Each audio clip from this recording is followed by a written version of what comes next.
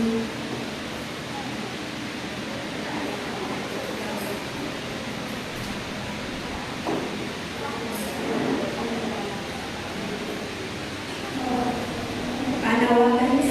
ng pagdiriwang.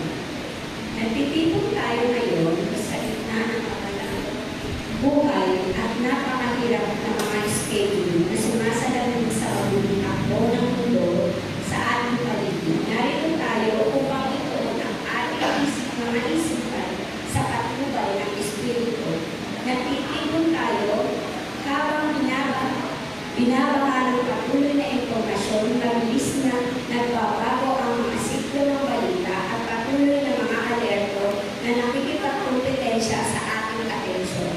Nagtitipon tayo bilang mga taong naghahanap na iangkla ang mga ating mga sarili sa pananampalataya habang ang ating paligid ay tinatangay ng mga alon ng takot at kakulangan.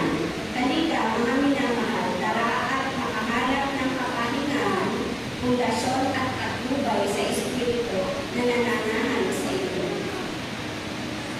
Narito tayo upang ituon ang ating isipan sa Espiritu na tumagalay sa atin at naglalapit sa ating patungo sa buhay, kapayapaan at kasaganahan. Awitin po natin ang awit ng pagpupuri in the service of the King. Tayo ito ngayon. Thank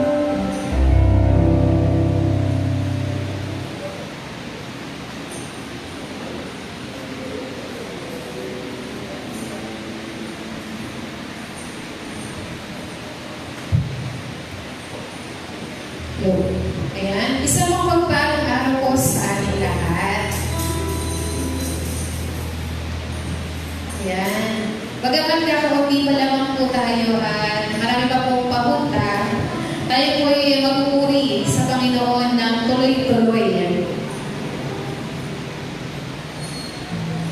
Ayan, sabi po sa 1 Samuel, chapter 16, verse 7, ang sabi po dito, mga kapatid, tinitignan ng tao ang panlabas na anyo, ngunit ang tinitignan ng Panginoon ay ang puso. So naniniwala po ako sa umagang ito na lahat po tayo, lahat po ng ating alalahanin ay iniwan na natin sa ating mga bahay. Ibigay po natin yung puso ng naglilingkod sa Panginoon na tayo po yung nakikita ng Diyos, hindi po yung ating mga alalahanin. Para po sa ating unang awitin po natin ng may kadalisayan ng ating puso ang ating awitin. Pamita po natin sa Panginoon na yung puso po natin ay walang alalahanin, walang iniintindi, walang problema. Yung puro lang po para sa Kanya.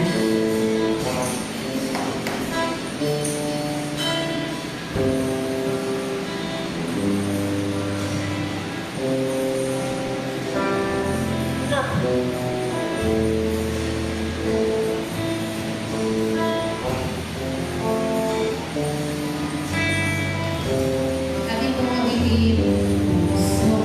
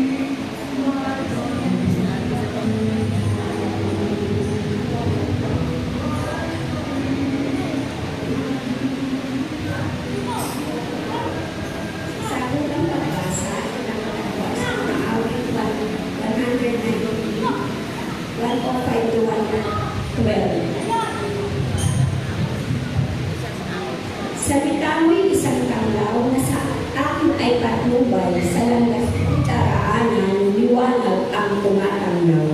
Taimtim ang pangako ko, ang utos mo ay susundin, tutugtin ko ang tuntunin, inaaral mo sa akin. Hindi na po tinatagay. Sa kahit sa pagkakaroon mo, masigay na rin buhay. Ang handog kong pasalamat, Yahweh ay tanggapin, yaong mga tuntunin mo, ituro mo sa akin. Ako'y laging nakahandang magpunis ng aking buhay, pagkat di mo malilimot yaong iyong kautusan. Sa akin ay mayroon hanggang pag-ibig ang masasama. Ngunit ang iyong kautusan ay hindi ko sinisira. Ang bigay mo mga utos, ang pamanang walang hanggan, sa puso ko'y palagi ng ang tulot ay kagalakan. Tayo ng lahat, ang pasya o sarili, sundin ko ang kautusan. Susundin ko ang utos mo habang ako'y nabubuhay.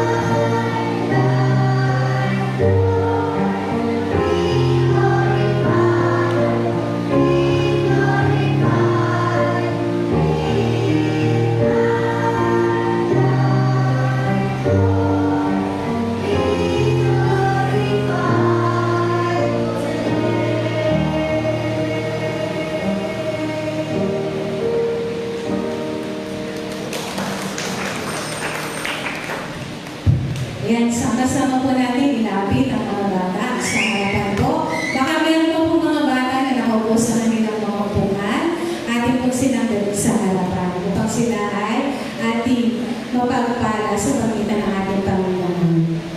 Tayo po lahat ay manalangin. Dakilan namin Ama sa langit, salamat po sa araw ito na bagamat masunod ng panahon, malakas ang hangin at ulan, Panginoon. Pero narito po kami sa inyong banal na sambahan upang magpuri, magpasalamat, ibalik sa iyo ang kalwalhatian. Amin pong tinataas, inilalapit sa iyo ang buhay ng mga batang nasa inyong harapan, nakaluhod, ang iba'y nakatayo, umaaring nasa tangan ng Panginoon. Dalangin namin ang gawin niyo po silang malusog, bigyan ng maayos sa pangangatawang Panginoon, ilalusan ang mga karamdaman, gayon din sa kanilang pagpasok sa paaralan, sa pag-iingat po ang aming panalangin. Ilaluin po sila sa masamang gawa ng kaaway, sa pangululi, sa pag-iis ng mga taong nakapaligid sa kanila, Panginoon. Tunay mo wala silang kakayanan na maprotektahan ang kanilang mga sarili. Ngunit sa tulong at gabay ng Banal na Espiritu mo, alam namin, napapalibutan mo sila ng mga taong mag-iingat, magmamahal sa kanila, magmumod, Panginoon sa kanila at magtuturo. Gayon din sa pamilya ng bawang batang ito na nare-represent po nila, naway pagpalain mo buhay nila sa trabaho, sa pagkain, sa pananamit, pangangailangan sa school, Panginoon. Alam namin na hindi ko pagpuunahin ng mga bata, patuloy na naglilingkod sa iyo, ginagamit ang talento sa pag-awit, sa pagsayaw, Panginoon, gayon din sa paglilingkod sa iyo. Alam namin na pagpapalain mo ang kanilang mga magulang sa araw-araw. Kaya salamat po sa biyaya ng buhay ng mga batang ito, Panginoon, na alam namin tumagali sa kanilang pagpapala, hindi lang sa iglesia ito, maging sa tahanan, sa paaralan, sa komunidad, na hindi na pinabibilang ng Panginoon. Kaya pinupuri ka namin, pinasasalamatan sa kanilang buhay at gawin magsanod masayang ang araw nila sa pananatili, sa pag-aaral, Panginoon, ng banal na salita. Maging lakas nila ito at gabay nila habang sila ay umaayos sa mundo ito. Muli po ang papulit pasasalamat at dahil sa iyo. Ito po ang ipanalangin sa pangalan ni Jesus. Amen.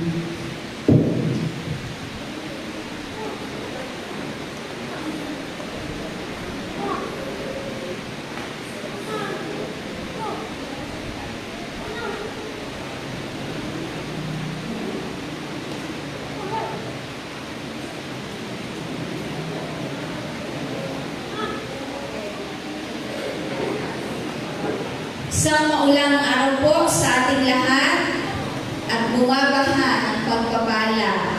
Oo, amen. So, ilan lamang po sa mga pahayag po natin sa umagang ito. Unahin na po natin ang ating mga magiging tagapaglingkod sa darating pong linggo. Ang ating pong tagapamunay, si kapatid na Dorothy Pelayo. Ang ating pong Bible readers ay si kapatid na Juday at Ruth Joyce Pascual. Ang ating pong prayer for children ay si Ate Jeanette. Yan po. Sa mga nagnanais po na magbahagi po ng bulaklak para po sa ating susunod na pananambahan, ay makipag-ugnayan lang po kay Ate Juday para po dito. Ganyan din po sa magnanais na sa offertory po. Sa offertory po yung okay na po. Sige po. Gayon din po, pinananawagan po natin, baka po sakali po, meron po tayong mga nalitatabing himnaryo po na nagagamit po natin sa ating po, minsan po kasi nagagamit po natin sa ating mga gawain po sa labas, ganun po, pagka po nagsiservice po tayo sa patay or birthday. Baka po lang po na itabi po natin yung iba, maaari po natin dalhin po sa church para po muli po ay magamit po natin sa ating po mga gawain. Gayun din po ay natanggap po natin ang mensahe na hinatid po sa atin ni Ate Cecil, tama po Ate Cecil, na sa darating pong linggo ay yes po, itinalaga po ng ating SBD na PW Sunday po. So, yun lamang po. May report po ang ating BOT. Sige po.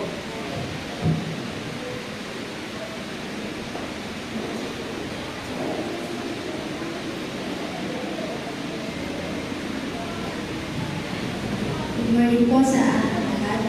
Ito po yung ilan po sa mga ulat mula po sa ating naging pagawa po yung mga nakaraan. Noong last report po natin, tayo po ay deficit ng negative 21,891.74. Pero hindi po hinayaan ng Lord na hindi ba patuloy yung ating pagawa. Narito po yung mga ilan sa ating collection. Noong June 14 po ay sa Project Bayanihan, 1,677.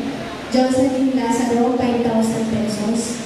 June 24, tayo po ay nag-withdraw po ng 65,000 mula po dun sa ating BPI account. At noong June 25 naman po, si kapatid na Regina Permin, nagkaroon po ng 10,000 pesos. Anonymous donor po ay 2,000 pesos. Danny and Karen Villena, 1,000 pesos. Jocelyn Lazaro, 5,000 pesos. Wala naman po sa Widows and Widowers Fellowship, 2,000 pesos. Sa Project Bayanihan Basket, 3,062 pesos. Noong June 29 naman po ay meron po tayong anonymous donor na nagkaroon po ng 50,000 pesos. Sa atin naman po signature campaign, narito po yung ating pong collection. Jeffrey Reyes, 500 pesos. Rosario Guevara, 1,000 pesos. LJ Lazaro, 350 pesos. June 27, para Francesca Ignacio, 500 pesos. Chicken Ignacio, 1,000 pesos. Sa kabuuan po ng June, ang ating pong income na pumasok ay 170,339 at yung naging expenses naman po natin ay 224,837 pesos. Sa kabuuan naman po ng ating ceiling and lighting expenses at materials po, ito po yung naging expenses po natin sa materials, 256,461 pesos. At yung labor naman po ay 161,431. Ang total po nun ay 470,892 pesos. Sa pagpasok naman po ng July, si kapatid na Louie Santa Ana ay nagkaroon po ng 2,000 pesos. Michael Palin, 5,000 pesos. Yung Project Bayanihan ay 2,844 pesos. Early Kadingin, 1,100. Ellie and Jocelyn Lazaro, 1,100 pesos. As of July 11, ang ating pong cash on hand ay 34,480.74 pesos. Yung cash in bank naman po natin ay 27,340.32. Maraming salamat po sa patuloy po na pag-support sa ating gawain. Salamat.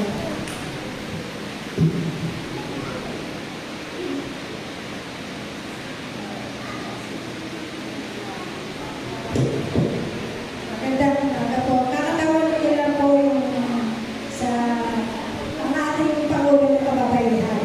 Sa darating po na United, ang Bulacan Cluster po ay doon po atin sa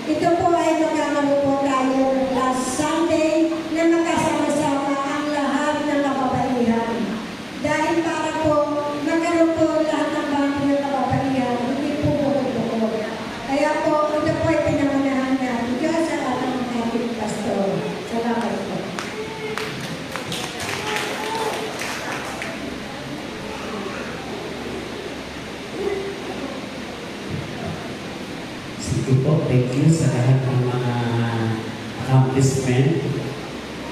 Salamat din sa Diyos sa mga ginagamit niya para sa pagpapaganda ng ating iglesia. Naka-tingnan na akin na ng pinagbago. Noon, puro bakal lang yung pamaya ng ganda na. At pangalan ng Panginoon. Diba? Ating batiin yung mga magdiriwang ng kanilang arawan. July 12, John Caleb Molina, Sunny Santos. Palakapok natin. Diba? 13 at 15, Gemma Galvez, Dexter Angeles, Maria Asuncion, Sunshine Castro. Palakpakan po natin sila.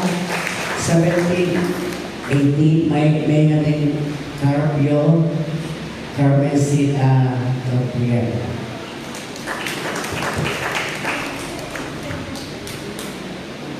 Uwi na natin sila.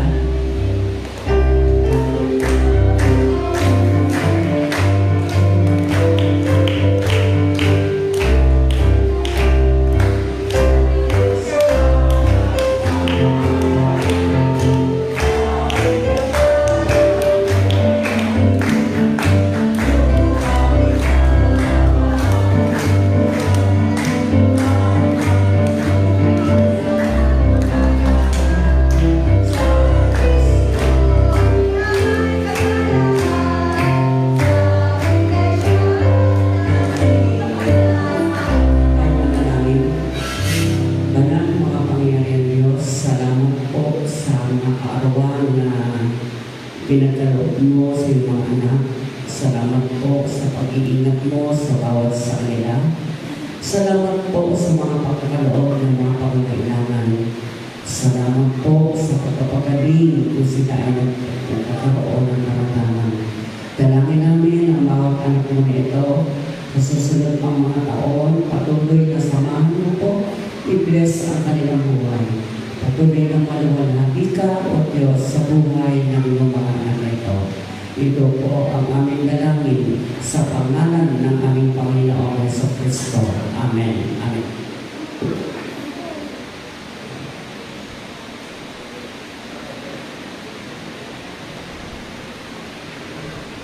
Sa palagi po ng nagkakangkatan mo.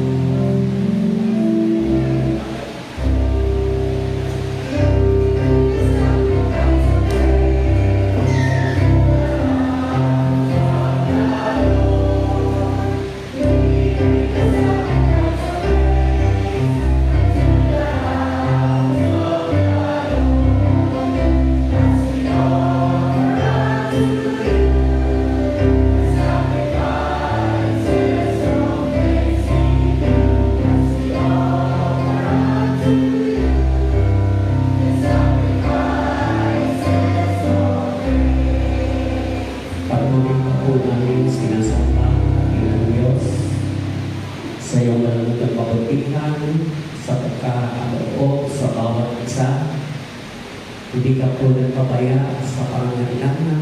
Pagbayaan mo, O Diyos, sa araw na ito.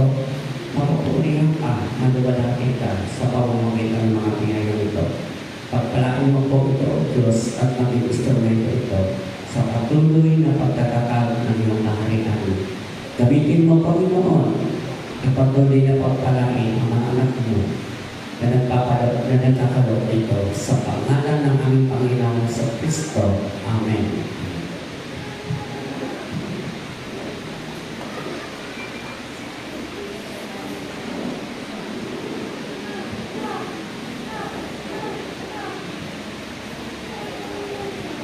Pagbasa sa kanilang kasulatan, ito po ay nakatagpuan sa Kapitulan sa Roma, Kapitulo 8,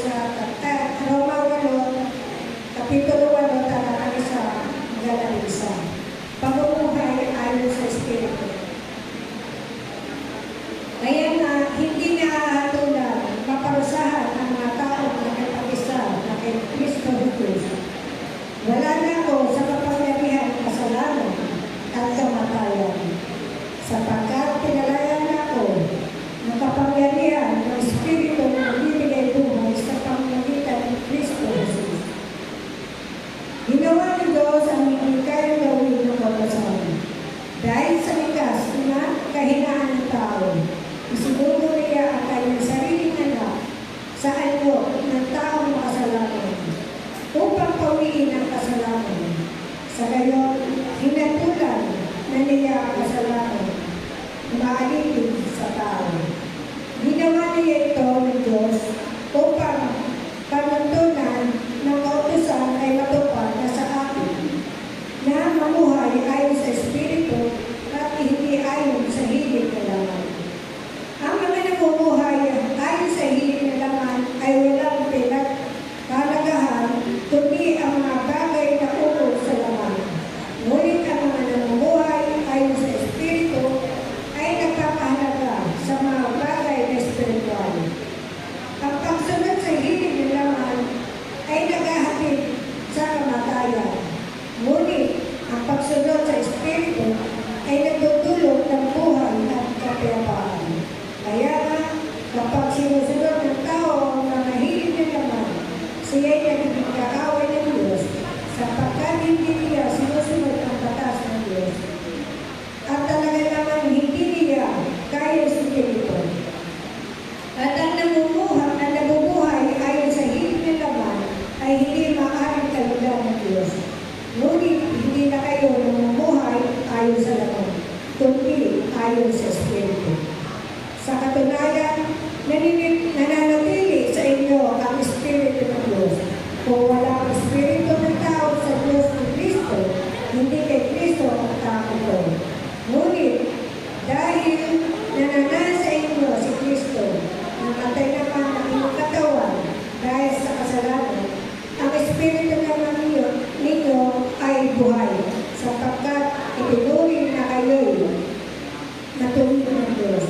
Kung nananahan sa inyo ang Espiritu ng Diyos, na siyang muling nabuhay kay Yesu Kristo, na siya rin mabubuhay na ayon sa katawang mamamatay sa pamamagitan ng kanyang Espiritu na nananahan sa inyo.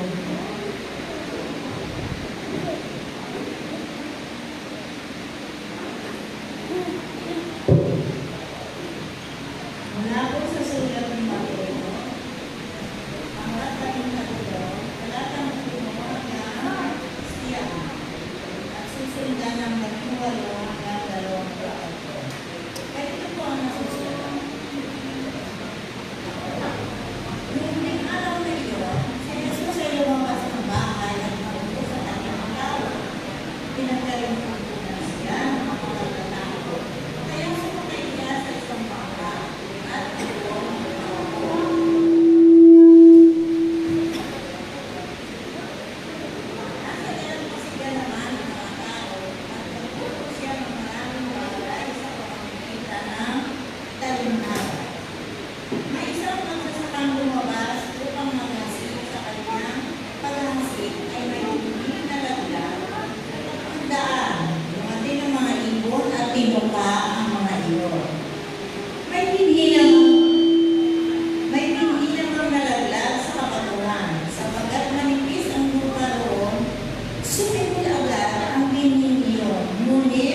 ng mabilag sa matinding sikat ng araw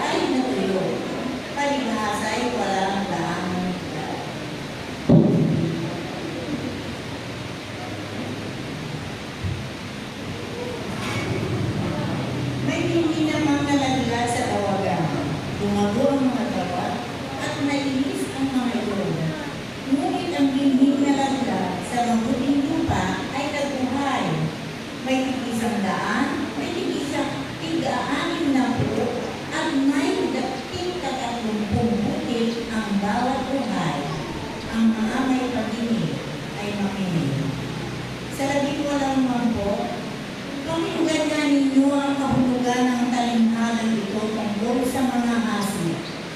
Ang mga nakikinig ng salita tungkol sa paghahari ng Diyos, ngunit hindi nakakaunawa nito, ay katulad ng mga binding na hasik sa katabi ng daan. Dumating ang masama at inagaw ang nahasik sa kanilang puso. Ikilala raw ang sa bindi na hasik sa pagkatuwa ang nakikinig sa salita ay masayang tumanggap nito. Kaagad, ngunit hindi tumitino sa puso nila, kaya hindi sila nanatili. Pagdating ng kabigatian o pag-uusin, dahil sa salita, agad sila nang lalamig. Inilarawan naman ang mga hasik sa tawagan ang nakikinig ng salita, ngunit hindi naging abala sa mga bagay ukol sa mundong ito ay nagiging maibigin sa mga kayamanan. Ano pa ang salita? Nawawala ng puwang sa kanilang puso. Kaya hindi makapamunga at inilalarawan na nanghahasik sa matang lupa ay ang mga nakikinig sa salita at nakakaunawa nito. Sila'y namumunga na may tig-100, may tig-60 at may tig-30.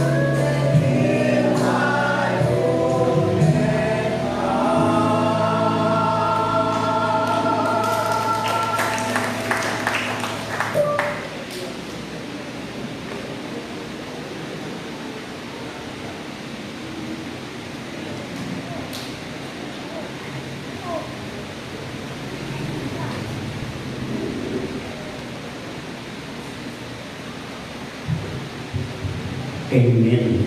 I-bless na natin mo rin, makakabi natin. Sabi mo sa katabi mo, God bless you. Ayan. Napatawa niyo ba yung katabi niyo? Ayan. Baka nalulungkot o kaya inaantok kayo katabi niyo. Ako, minsan tingin niyo na parang inaantok ako kasi natutulog ako ng mga 8:30. Siguro mga senior, gano'n na madali lang matulog, mapagod. Tapos, dahil nga magse-sermon, nagigising ako ng mga alas 2. Nire-repress ko yung salita ng Diyos. Di naman kasi ko pwedeng magtulog ka, tapos magse-sermon ka. And then, meron pa tayo yung 5 o'clock. Ginigising din ako ng Lord doon. Kaya yung alas 2, parang hindi na ako pinatutulog ni Lord. Nagising ko. Kaya pagka minsan, pag nasa amin ako, alas 9 na umaga, natutulog na rin ako. Ayan. So, ibig sabihin na part of my life, nandun palagi. Nandun ang Diyos, nagpapahayag sa lahat ng sandali. Let us pray. Panginoong Diyos na makapangyarihan sa lahat, tulungan mo po kami, samahan mo po kami, maluwalhati ka po sa pangalan ng aming Panginoon sa Kristo. Amen. Kung pinakinggan natin yung pagbasa kanina ng ating nagbasa, handol na yung paliwanag doon sa 4 na uri ng nasikan. Una yung bato o karsada, pangalawa mabato, pangatlo dawagan, pang-apat yung mabuting lupa. Nandun na rin yung paliwanag ng Panginoon doon sa ating pinag-aaralan o sa ating pagbubulay-bulayan. Kaya tayo bilang Methodist, tinan ninyo sa ating pagsamba, yung opening worship, sinisindihan yung andila. Tapos, binubuksan yung Bible. The purpose ng andila para yung Bible maging maliwanag. O para maging maliwanag. Ngayon, maganda sana yung spotlight na katagkabal sa Bible. Pwede rin yan. Kasi hindi naman layo din to make it clear. Pero, kung kayo naman ay nakikinig, kayo ng kandila, to make sure na it is from the Bible, maliwanag na naiintindihan, yun na po yun. Ibig sabihin na naniniwalagan. Di ba kapag mag-aanak sa binya, may kandila. Ano ba yung purpose ng kandila? Yung mga nagsisindi ng kandila, sila yung liwanag. Sila yung liwanag doon sa bata. Di ba? Kaya yung symbol ng light ng kandila maging maliwanag sa atin. At tayo hindi madidiliman. Kaya yung salita ng Diyos, kailangan bukas na bukas yung ating puso. Huwag muna tayo mag-iisip ng mga gawain sa bahay. Yung salita ng Diyos dapat ready tayo. Kasi dapat sa paglabas natin, maliwanag yung sinabi ng Diyos sa atin. Yun yung gusto ng Diyos sa atin Paglabas natin, kinatakbo tayo ng Diyos. Kinausap tayo ng Diyos. Maliwanag na may liwanag. Sapagkat sa araw-araw na buhay, marami kang maranasan. Pero, patuloy na nandyan ang Diyos sa buhay ng bawat isa sa atin. Tayo bilang mga miyembro, mananampalataya, clear na clear sa atin na malinaw yung pinag-aaralan natin, yung salita ng Diyos sa atin. Hindi tayo nalagay doon sa batuhan, hindi tayo nalagay doon sa karsada, nalagay tayo doon sa matapang lupa. Kaya sa ating pagbubulay-bulay,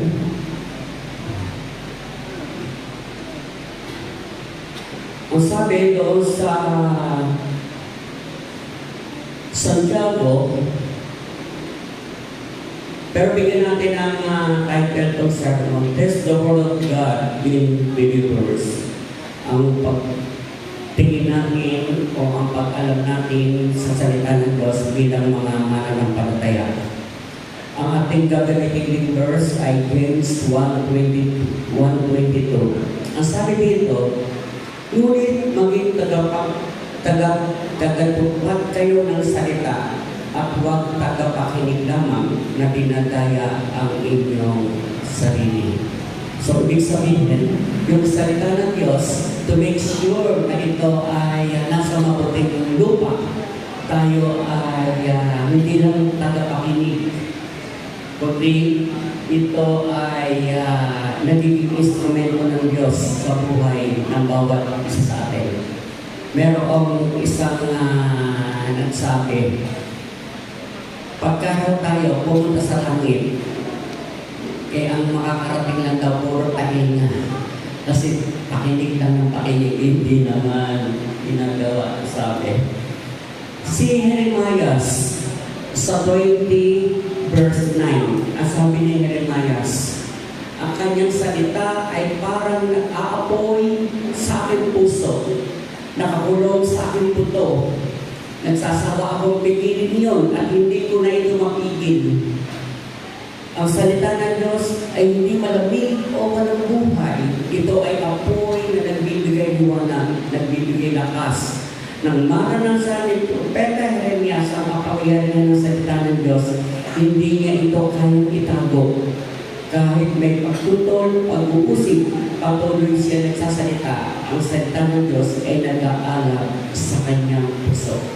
Tingnan ninyo, ma-observe ninyo, kapag tayo nakakapakinig ng salita ng Diyos, parang sa ramen, nakikita natin yung sarili natin kung ano yung dapat ayusin. Di ba? Pagka marap ka sa Diyos, mo, ginaganon mo.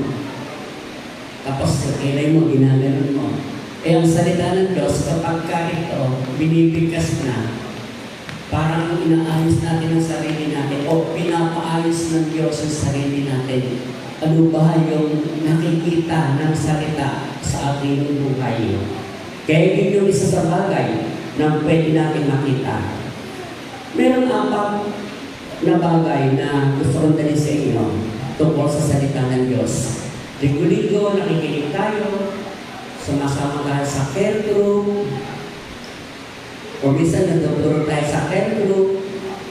Ang isang tunay na mananampalataya, hindi naman nakikinig, kundi kailangan ito ay ating naipamumuhay. Number 1, ang salita ng Diyos ay sinusubok sa pamamagitan ng aming pagsunod.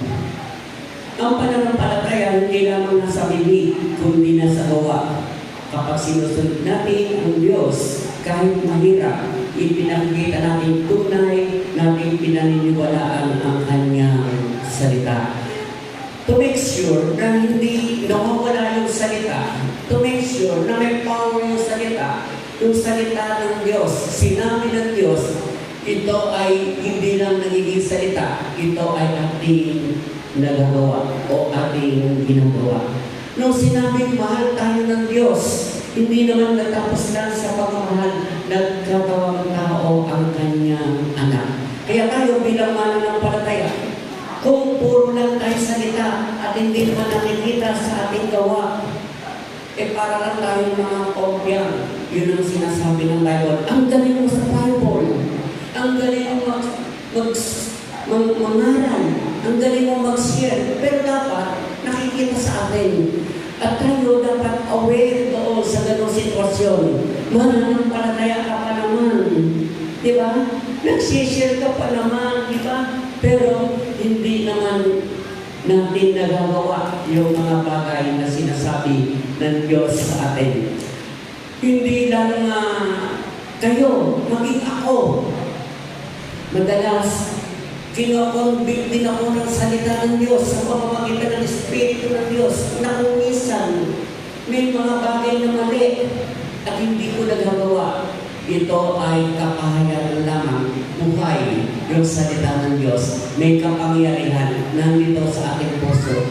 Katulad ni Jeremias ang sabi, ang salita mo ay parang apoy sa aking puso. Alam niyo, si Jeremias ang sabi, kung sisigaw ako ng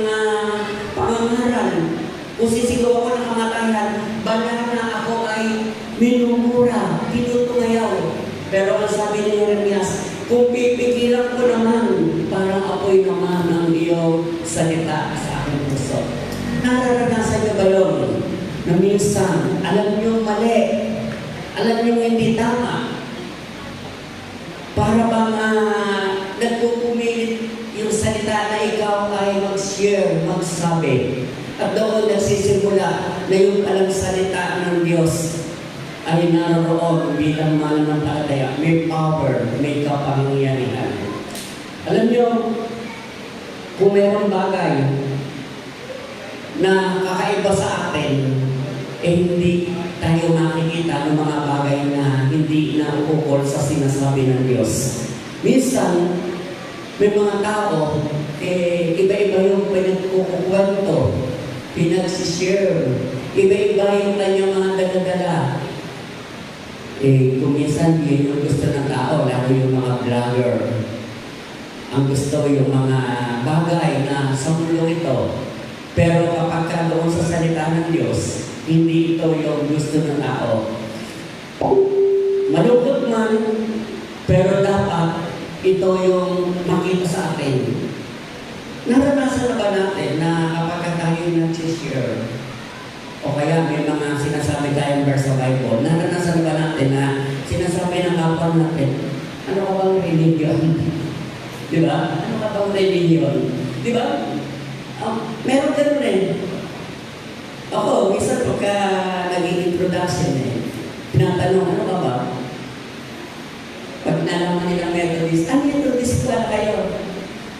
Nung ako'y nasa sa joggers, doon sa may Manila Memorial, nasama ako sa grupo, nalaman nilang may nagsabi ng pastor ako.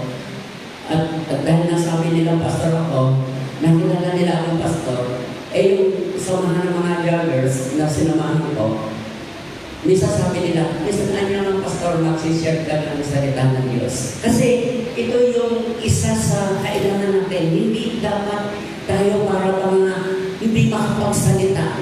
Hindi tayo dapat para bang hindi natin magawa yung sinasabi ng salita ng Diyos. Sapagkat ang salita ng Diyos parang apoy, namumusa. Hindi mo kayang pigilin. Kaya yung salita ng Diyos, sinusubok ang ating pagsunod. Ang ating pananampalataya, hindi lang ang puro salita, ito ay nakikita sa atin. Kaya tayo, para tayong Bible, tinitingnan yung ginagawa natin, yung sinasabi natin, yung mga hindi nagbabasa ng Bible, tayo yung kanilang binabasa. Na hindi mo pa sinasabi, tatanggapin na nila. Merong isang sundalo. Itong sundalo na to ay critical yung kalagayan. Tapos merong isang chaplain. Na yung chaplain ito ay iniligtas kahit hindi nila kakampi. Kumbaga, nagbigay siya ng concern. At nung magsasalita na yung chaplain na sundalo, ang sabi noong kalaban nila, kahit hindi ko alam yung pananampalataya mo, kahit hindi ko alam yung sinasabi mong pananampalataya, naniniwala akong mabuti ang Diyos na pinaglilingkuran mo kasi napakabuti mo. Kaya yung ating buhay, yung ating ginagawa, yung salita ng Diyos, kapag ito ay nagkakaroon na ng kapangyarihan, kahit hindi ka magsalita, makikita nila na may ginagawa ang Diyos sa buhay ng bawat isang nila. Pangalawa, ang salita ng Diyos ay sinusubok sa panahon ng pagsubok. Kapag dumarating ang problema, doon makikita kung gaano katatag ang ating pananampalataya. Ang tao na kaugat sa salita ng Diyos na nanatiling matatag dahil pagtitiwala siya sa Diyos. Noong panahon na ako'y nakadestino sa Bayugo, merong miyembro doon na galing ng ibang bansa, nurse. nagkasakit sa liver. Hindi pa siya natatransplant ng panahon na yun. Pero, alam nyo, sabi niya sa akin, alam mo, Pastor, narating ko na yung mataas na pangarap ko, pero nakasakit ako sa bato. Akita ko yung kanyang mukha nangingitim. Meron siyang nakalagay dito na doon na umiihi. Namamanas. Nung panahon na yun, yung aking kapatid na babae ay aktibo sa church. Sabi niya, Pastor, dalawin natin. Parang hindi na magtatagal yung kapatid natin na yun. Dinadalaw natin. Sabi ng kapatid ko, na-observahan ko parang malapit na mamatay. Ang problema, ang unang namatay yung kapatid ko. Inatake sa puso. Inatake sa puso yung kapatid ko. Pero yung babae na yun, hanggang ngayon buhay pa. Siya pa yung nagpapalakas doon sa mga mahihina. Ang salita ng Diyos ay very powerful sa kanyang buhay. Nag-guest siya sa DCAS. Nag-guest siya, kinuha siya na magpapatoo sa ginawa sa kanya ng Diyos. Nung ako ay nandoon sa isang church sa Pambi, na-invite ko siya bilang tagapagsalita. Alam po siya ng teacher, metodista. At hanggang ngayon, siya ay ginagamit sa ospital sa mga cancer patients. Siya yung isa sa mga nag-share doon bilang nurse. Kaya yung pananampalataya, yung salita ng Diyos, naging kalakasan niya. Yung pananampalataya, yung salita ng Diyos, naging seal, naging kapangyarihan upang hindi siya bumigay. At ito yung isa sa nakikita natin sa mga mananampalataya na kapag panahon ng karamdaman, doon nila nakikita kung gaano sila katibay katatag sa panahon ng problema, sa panahon ng karamdaman. At ito yung isa sa dapat nating makita sa atin bilang mananampalataya. Kung dumarating yung mga ganong kalagayan, yung salita ng Diyos nagiging sil, nagiging kapangyarihan, hindi tayo bumabagsak, nananatili tayo matatag, matibay. Pangatlo, ang salita ng Diyos ay nagbubunga ng pagbabago. Ang tunay na mananampalataya ay unti-unting nagbabago ng ugali, pananalita at pamumuhay. Ang salita ng Diyos ay hindi lamang nagbibigay ng kaalaman, kundi binabago nito ang puso. Kaya kapag ang isang mananampalataya, yung salita ng Diyos ay buhay, makapangyarihan, binabago yung buhay. Nung araw, pagka minura mo ako, mura, as in mura, mas mumurahin kita ng malakas. Kasi maliit ako, yun ang panlaka ko, lalakas yung pagmumura. Di ba? Nung ako'y maging mananampalataya, isa yan sa inalis ng Panginoon yung pagmumura. Sino ba yung nagmumura pa sa atin? Sino ba yung magamot pa sa atin? Sino ba yung marami pang kagaling sa atin? Sino ba yung namimili lang ng gusto niyang piliin? Kasi binabago dapat tayo ng salita ng Diyos. Yung dati na ikaw ay mahirap lapitan, napakabait mo na ngayon. Yung dati ikaw ay napakatapang, ngayon mabait ka na sa Panginoon. Kasi binabago tayo ng ating Panginoon. At ang isang mananampalataya, ang kanyang buhay sa pamamagitan ng salita ng Diyos, nagkakaroon ng pagbabago. Diba dati, hindi ka naman talaga gusto magsimba. Wala lang. Pero binabago ka ng Diyos eh. Diba anong sabi niya sa akin? Binabago niya ako araw-araw. Binabago niya ako araw-araw. Diba? Yun yung dapat nakikita sa atin. Kasi pag tinatanggap natin ang salita ng Diyos, dapat make sure na may power.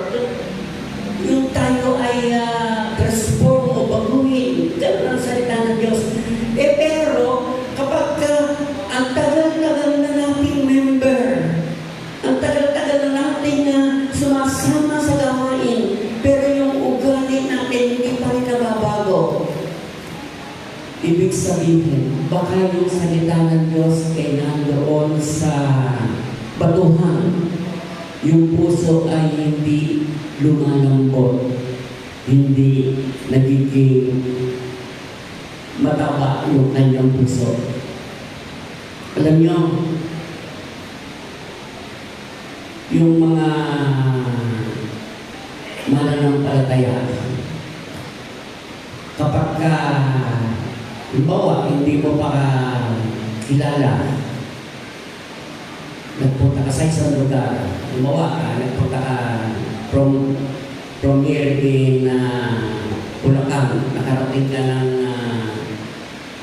probinsya. Doon sa probinsya, may mga namimit ka doon. Doon sa mamimit mo doon, sabihin mo, mabait pala yung mga tao rito. At doon sa iyong observation, pwede mong sabihin, siguro mga malalapit sila sa Diyos. Siguro sila ay mga Diyos. Kaya kapag ka tinitingnan natin ang tao, halimbawa, tinitingnan mo ang tao, huwag mo tingnan sa kanyang physical appearance. Minsan na ang pogi, minsan na maganda, pero iba naman ang ugali. Pero minsan hindi naman pogi, hindi naman maganda, pero kay sarap-sarap kasama, kay bait-bait. Kaya kapag ka isang mananampalataya, merong kapahayagan na gusto gawin ng Diyos, siya ay babaguhin ng Diyos. At ito yung nais ng Diyos sa bawat sa atin, na ang salita ay very powerful. Mula doon sa hindi kalugod-lugod, babaguhin ng Diyos. Gagawin tayong kalugod-lugod. Diba? Ina-expect natin sa church, habang nakarita tayo, nandoon yung pag-iibigan, pag-unawaan, nandoon yung pagsusuportahan. Pero, kapag ka hindi church, ibang samahan, ano yung gagawin mo sa ibang samahan? Mag-iingat ako.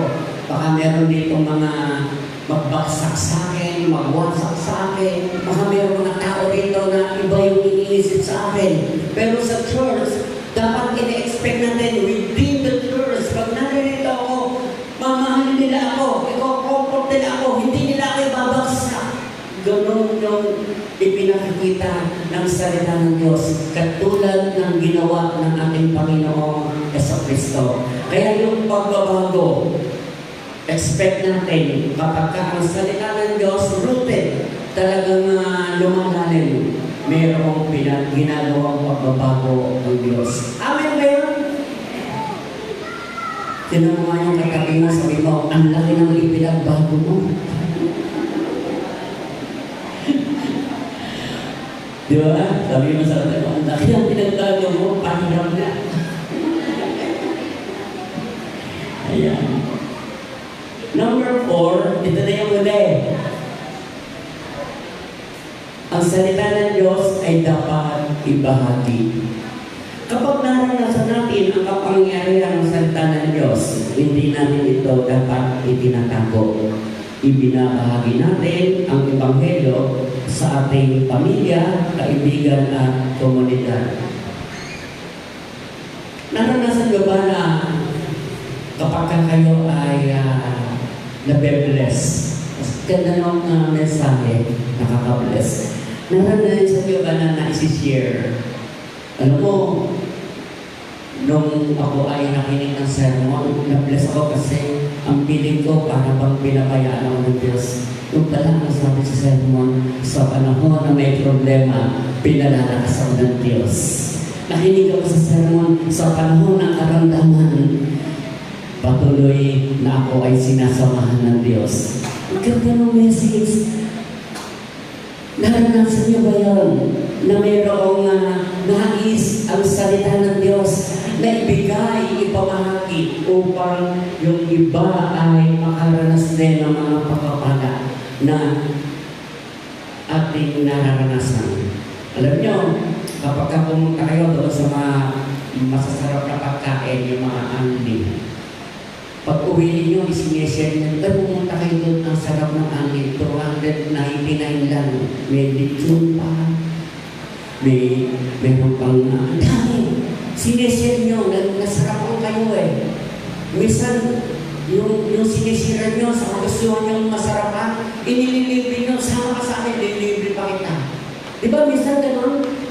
Kapag gusto natin, nasarapan tayo, sinishare natin. Then, sa Word of God, sa salita ng Diyos, tingin mo, biniless ka ni Lord. Tingin mo, nasasarapan ka sa pakikipag-ugnayan sa Diyos. Tingin mo, sa Diyos, pinalalakas ka ng Diyos. Tingin mo sa Diyos, ang sarap-sarap.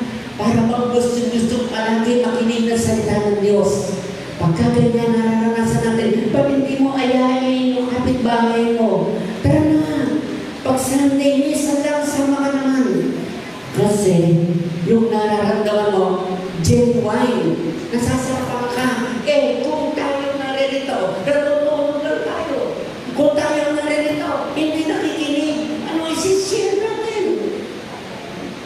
Paano natin sila makakaya? Ayaw sumami, bayaan mo nga siya. Kasi kapag nasarapan ka, kapag ka gusto mo na, pwede, feel na lang, maramdaman naman ng iba. Hindi yung ikaw lang, kumain ka ng masarap. Ang problema sa atin pag nasarapan, inuuwi pa nga natin nagsisyaron pa nga tayo. Ba't yung salita ng Diyos, hindi mo syaron? Diba? Sarap ng pakikinig. Sasyaron ko, pag-uwi, isishare ko. Diba?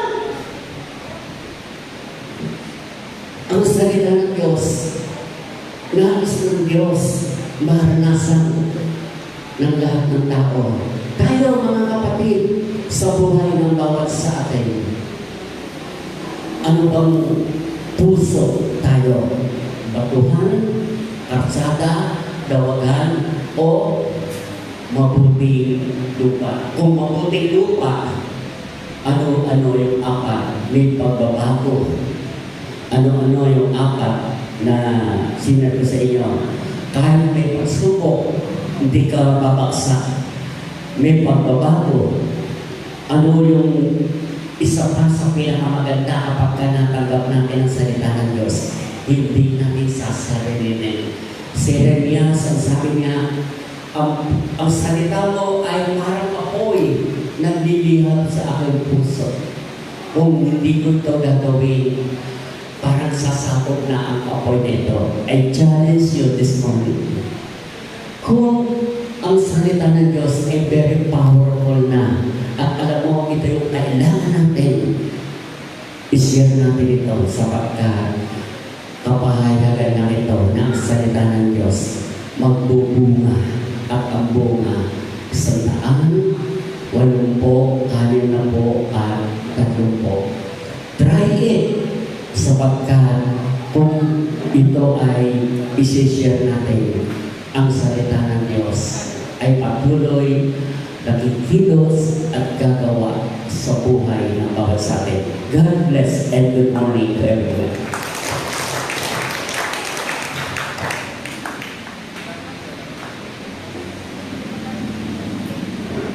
Salamat po sa biyang mensahe ng buhay na pinagkal po ni Pastor. Kung ay nga po tayo po ay pinagpala sa awit po ng pasasalamat ng pagtatalaga, kasabay po ng pagdating ng ikaw at pamang.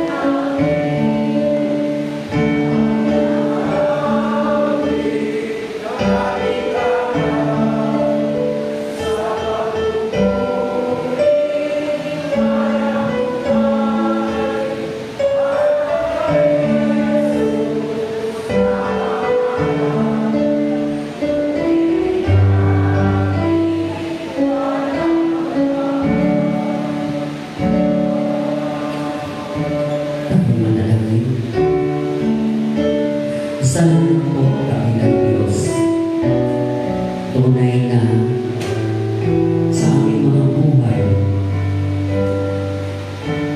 patuloy na nagnanais ka na magpaalala sa mga salita mo na palaging tinatanggap namin, O Diyos. Ito ba'y may kapangyarihan para magbago? Ito ba'y may kapangyarihan, O Diyos, upang kung may mga problema, kung may mga pagsubok, higit na malakas ang salita mo, O Diyos. Kapangyarihan ba ang salita mo, Panginoon, maging sa mga pangailangan namin, maging sa karamdaman namin. Naniniwala ba kami, Panginoon, sa mga sinasabi mo, hindi mo kami papabayaan. Hindi mo kami iiwan.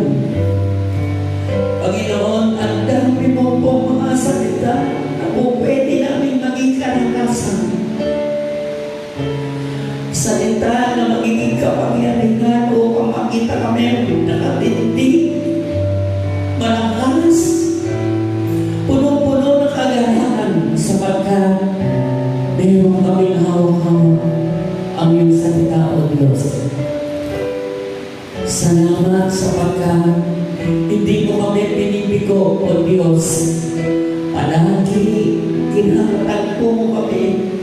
Alam mo, O Diyos, minsan nalalayo kami, nagkakasala kami. Alam mo, O Diyos, minsan humihina kami. Pero palagi na nagsasalita. At sa mga salitang ito, nagiging apoy na pumapasok sa aming mga puso upang patuloy kami maging matatahang matibay, upang patuloy kami bigyan ng kagalakan. Sapagkat kung meron kami kinakatagpo, Ikaw, O Diyos. Nung tuksoin kami, Panginoon, ang sabi mo, sinasabi sa banal na kasulatan, sinasabi sa banal na kasulatan, ito ang mabisang instrumento, ang salita mo. Tulungan mo kami, Panginoon, maging matatag, matibay, mamalago, huwag maagaw ito. Sapagkat ito ang kaligtasan namin. Ito ang mamibigay sa amin ng direksyon. Ito ang patuloy na magiging gabay namin, Panginoon. Sapagkat hindi kami excuse sa mundo ito. Subalit, mayroon kang pangako, ang iyong salita ay mananatili sa amin at mananatili ka sa amin kung kami mananatili sa iyo, O Diyos. Salamat po muli, O Diyos, sa umagang ito. Dalangin namin, Panginoon, ang bawat pamilya na iyong iglesia, Panginoon, ang aming mga anak, ang iyong pag-iingat, O Diyos. Dalangin namin, Panginoon, ang bawat ama ng tahanan sa pagtatrabaho, ang iyong pag-iingat, ang mga nanay, maging mga nagtatrabaho nanay, ang iyong pag-iingat, maging ang nagmamaneho ng mga sasakyan, O Diyos, maging ang nagmamaneho ng motor, O Diyos. Dalangin namin sapagkat minsan, Panginoon, kung mag-iingat kami, may hindi nag-iingat, subalit ang iyong proteksyon ay nandiyan. Salamat, Panginoon. Palagi sa aming pagsamba, tumatanggap kami ng salita. Palagi sa aming pagsamba, kinakausap mo kami. Salamat, Panginoon. Salamat din, O Diyos, sapagkat paninatan mo kami sa isang bagyo. At ngayong umaga, O Diyos, nandito kami, punong-puno ng kalakasan. Nandito kami, O Diyos, kinatagpo mo. Salamat, salamat, O Diyos. Sa iyong pag-iingat, sa iyong pagsama, maging ang mga kapatid namin na nasa ibang bansa. Salamat, O Diyos. Muli, O Diyos, lahat-lahat sa umagang ito, sa mga salita mo na aming tinanggap, nagpapasalamat kami sa lahat ng ito sa pamamagitan ng aming Panginoon sa Kristo. Ito po ang aming dalangin. Amen. Amen.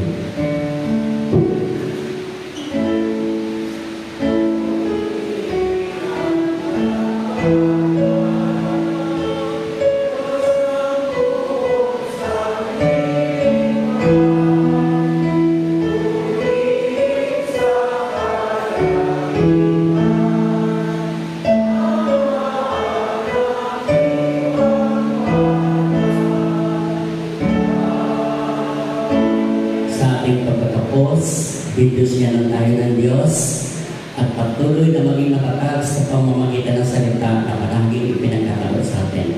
Ama, Anak at Banal na Espiritu. Tandayin maranasan, wala ngayon magpasawalan ng hanggan. Amen.